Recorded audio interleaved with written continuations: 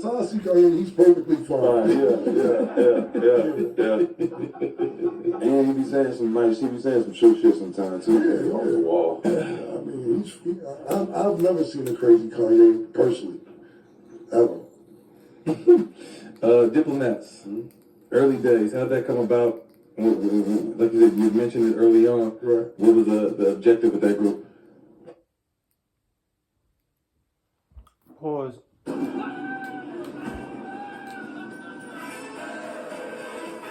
You niggas pause too much, my nigga. You heard? Killer, murder. Come back here, nigga. Just, kind of like after Mason left the music business, and I was trying to put the team together that Big Al didn't put together, and with Diplomats, I ain't do shit that nobody else ain't do. To be honest with you, I watched No Limit do what No Limit did, then I watched Cash Money do what Cash Money did, then I watched Rough Riders do what Rough Riders did, I watched Rockefeller do what Rockefeller did, even Murder Inc. to a certain extent.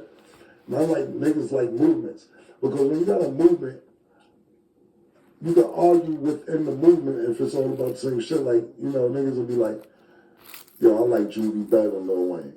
Yo, I like Lil Wayne better than this person. Yo, Manny Fresh is the real. But you still arguing about the same niggas. You know what I'm saying? It's all in the same movement, And I always thought about that because I was like, yo, it could be somebody who like, I don't fuck with Kim, but I fuck with Jim. Or I don't fuck with Jim, but I fuck with G.R.S. Or I don't fuck with G.R.S., I fuck with whoever we had around at the time. And I'm like, as long as the argument is within the circle, they listen. They listen, it's all the same circle. So I used to, niggas used to have No Limit fights on my block. Like, as much as them niggas was in New York with camouflage, all the type, that's the P, that niggas going crazy, nigga. If you know the niggas, that niggas going crazy. Mr. Servo, Mr. Cole got down with the nigga. Shaq was in the video. Niggas talk about P got 400 million. Niggas is going around buying fake tank chains. All type of shit. Master P had that shit in a frenzy. And I used to sit there and observe niggas on my block argue, even before Cash Money, argue about all the artists in No Limit.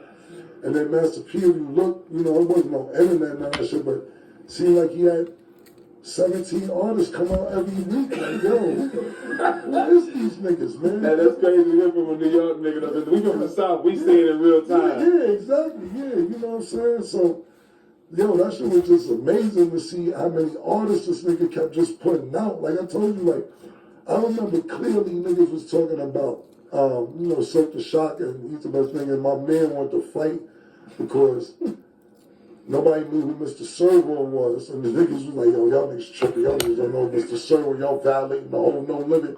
And I used to observe these arguments like, yo, niggas is really going crazy about niggas who's in the same clique. So I kind of took all that format to try and make the Diplomat brand. Yeah. Double disc, Diplomatic Immunity, quickly went gold. What was it like when you guys dropped that project? It was dope because I got to put my niggas on. You know what I'm saying? Like for me, I'm not one of the niggas that want all the shine or the accolades. Like I could have did all those singles by myself. Talking about Old Boy, Part Me, Hey Ma. Now put Drew Rose on the shit. Yo, let Zeke sing the hook. Yo, Jim, you direct the video. Jim, I forced Jim to direct the video. I'm like, yo, why is your nigga, back in the days, your name used to be at the bottom, but he was learning how to direct. I used to be mad that he shared the director's credit name with somebody else because I wanted everybody's name to be on the screen. Now, that's the one thing I didn't like about Master P, about what I was seeing. He had a movie called, I got to look up. Nah. About it. About it. Yeah, before I got the grimy shit. Yep. You know what I'm saying? But when you look at the credits, Officer Friendly. Everything is Master P. Everything. Producer, director, actor, this person, that person. The first 92 shits is Master P. Yo, lighting. Sound. Yeah, sound. Master P. Yo, I was like, damn, this nigga wanted credit for everything. I'm like, just fake somebody else did some other shit. So when I watched About It, I'm like, if he did everything, I ain't knocking it, but it'd be cool to have some other names up there and shit. So I always wanted other people to shine besides myself, and that's how I looked at the Diplomat situation. New York in the 90s, late 80s, early 90s, a lot of different movements, styles of music from Wu-Tang, obviously Rockefeller, Bad Boy, Lox, Terror Squad, to name a few. Everyone unique in their own way. What was music like for you back during that time? I mean, it's like music, it was like the soundtrack for basketball, really. Like I said, music was like a real hobby, my nigga. Like I said, I really in my brain thought I was going to NBA. You gotta, only reason in our brain we didn't even go overseas is because Major got a deal when he was 19, 20 and got $2 million and we ain't risking it to go back to school. So it was just like a soundtrack as far as high school, just in the background for our basketball careers. We started doing it professionally. It's competition. And once you in the game, still to this day, I be seeing niggas in New York post all type of niggas but me. I won't post them. You know what I'm saying? You say but me. Yeah. I'm just saying, because you be seeing niggas that post niggas from somewhere else or post somewhere else. I'll be like, if I got a project come out, they won't post it. Mm-hmm. But if that's what we doing, fine. I'll go post a nigga from Nebraska too, then. You know what I'm saying? Like, straight up. So, but it's New York is, it's really a lot of competition and everything. It don't matter what you do. But as far as music concerned, in the beginning, it's a backdrop for basketball. When I started playing basketballs, it was just trying to be the best rapper I could be, or make the best songs I could make, and try to keep my head above water because there's a lot of rappers and a lot of groups from New York. Yeah, I agree. Acting, paid in full. Dane kind of inspired me to start my acting career as well. Was he big and you starting to act, and how did you get that role?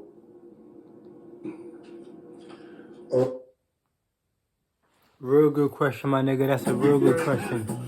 These police ass niggas, fed ass niggas, rat ass niggas, God put us on, nigga. Or worse. Yeah, like, so everybody knows, like, if you from New York, you know that story, especially from Harlem. It's a Harlem story, so you know the story. And you killed that shit, by the way. Thank you, man. I appreciate it. I appreciate that. And so everybody's going for auditions. It's hilarious because I just seen some auditions that Nas did on Instagram the other day, and damn, what's my nigga name? Damn, I can't think of another name. Who was trying to go for Ace's part.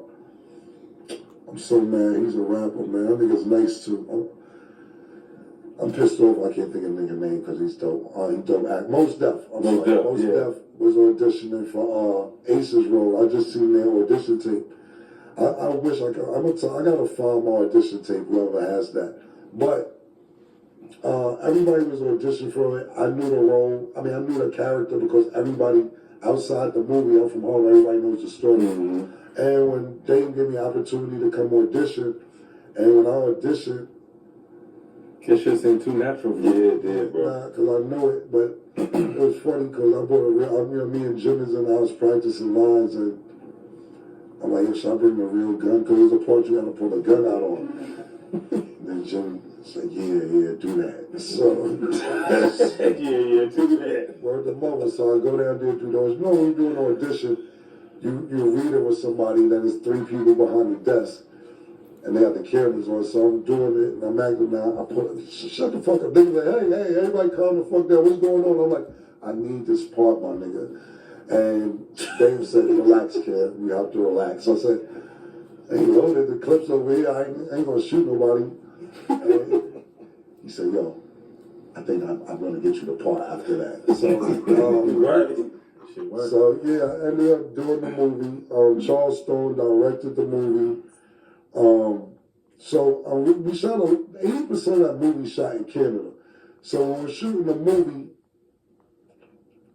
Dame is not really there on set a lot. And the clothing people had to shoot. They going on Fat magazines and all these magazines where they may have seen people go out for a night wearing certain shit for a night. But I'm like, they not wearing metallic blue pants selling drugs. So we got a Canadian female who's doing wardrobe arguing me like, look, this is what we got on the magazine. I'm like, I say, yo, this looks like they went to a dress-up party. They're not selling cocaine in these joints right here. And Dane came back. I would call him and say, yo, this shit gonna be fucked up. He came back, see what's up, started firing everybody, and brought mad Air One Nikes and Timberlands and got it right. So at this time, this is kind of during the process of when I'm not really doing well and leaving Epic and going to Rockefeller. So I'm still in the street every day in Harlem every single day. And I was like, if I don't get this part right, it's gonna be fucked up. So they had lines that you're supposed to read. And then outside the lines, the director, Charles Stone, was like, Cam, say what you would say in real life if this was the situation. So I would say 75 to 80% of that movie, the dialogue is improv because the lines was mad corny. And I'd be like, I would be reading, and I would read it, I would do my job and say, I don't think they would really say that, Charles. He was like, let's do another take. Say what you would say. Like, all that Kermit the Frog shit, that wasn't in the script. Yeah. That shit was not in the script. None of that shit. You know what I'm saying? Give me extra water. All that shit, none of that shit was in the script. It was shit that I would say, I can't do this movie and go back home because niggas will kill me if I don't get that shit right. So that's how I took the movie. We had him on the show. How good was it working with Wood Harris? Oh man, them niggas was dope, man. More than Makai, because I've never done a movie before. That was my first time ever doing a movie, so they gave me a lot of insight, a lot of guidelines. Even Makai and Wood, they said, because we got a lot of freedom. Makai's from Harlem too. Wood obviously did a lot of urban movies. So when we're doing this shit, Makai was giving his 2 cents, there was a part where he choked out the uncle in the hallway. Yeah, but it didn't go like that. In the movie, he just supposed to go, psh, and that be kind of like, this shit corny. I'm gonna choke homeboy out, drag his ass to the door, drag him out the hole. Yeah. So when he was doing that, I was like, yeah, that looked realistic. And with his pockets. Yeah. So he did. I was like, now that's the way it's going to be done. So Makai came and he said, this will never happen again, Cam. In no movies, they don't let us get this much freedom and all that shit. And I'm like, what? That's fucked up. So that's why I do my own movies. I'm like, yo, I can't be listening to niggas. Like, if it don't seem realistic or, I don't want to do it. A lot of movies, I've done like 3, 4 movies. Like right now I was telling my niggas, I want to do a movie kind of like, in Coming to America when Eddie Murphy was like the white nigga in the barbershop. Like, you ain't know it's Eddie Murphy till it was over. Like, not white girls, because you knew I was Marlon Wayne. I'm talking about, I don't even want you to know it's me. Because everybody be like, Kim, you're not really acting. You're just acting like Kim. You keep getting away with murder. You being yourself? Yeah, I'm like, no, I don't get no acting credit, man. I be mad about that shit. I gotta give you credit though, because that says something about your acting where you can be you. And a lot of the best actors, they act the same way in all the movies, bro. Like this now, right? The same way in all the movies, bro. Don't give a fuck. You did Malcolm X, I ain't gonna judge, but it's a my nigga everywhere in one of the Denzel's movies. It's definitely my nigga. It's a my nigga every other movie, man. Oh, shit. That's what's up. Backstory with the pink fur coat. The famous. Made it very famous. This nigga G, you gotta remove G from himself. I taught myself guitar at a young age. Bringing people together with music is the dream. Friday night karaoke with family and friends is the best. Till I died.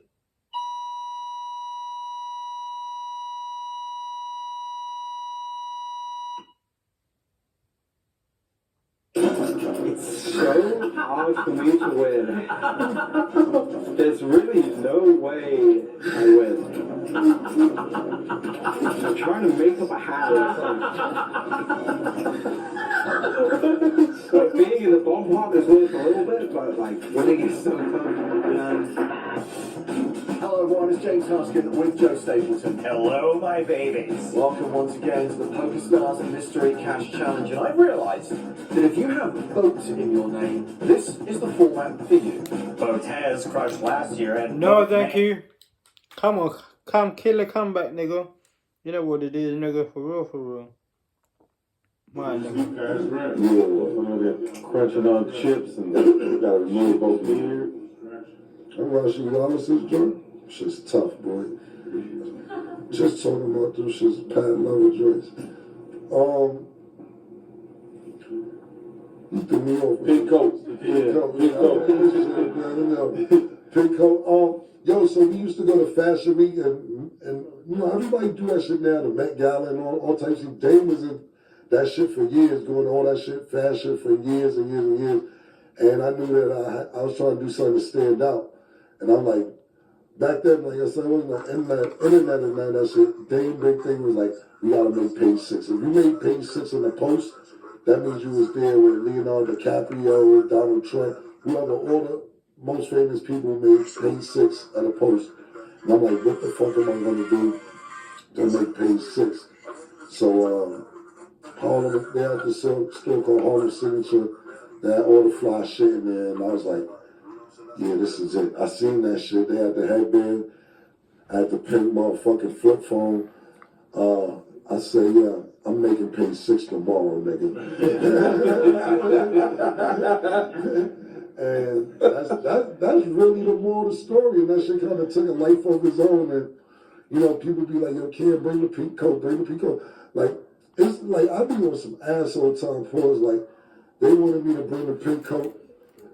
They wanted me to bring the pink coat somewhere like 3 years ago. Like, yo, we'll pay you to bring the pink coat. So I'm like, all right. They need car service though. I have my own car service, I said, but they need car service. I started doing wild shit because niggas is so infatuated with the thing. I make that shit have his own car service. Somebody pick it up. You still got it?